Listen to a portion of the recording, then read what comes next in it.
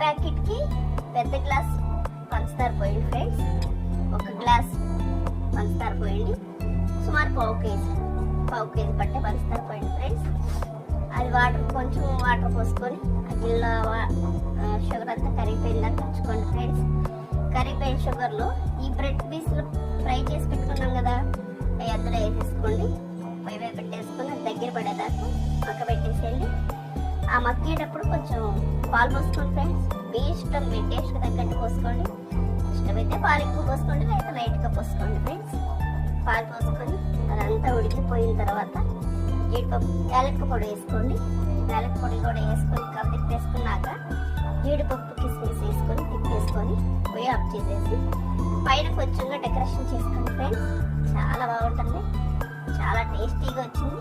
మీరు కూడా ట్రై చేస్తారని ఆశిస్తూ బాయ్ మరి.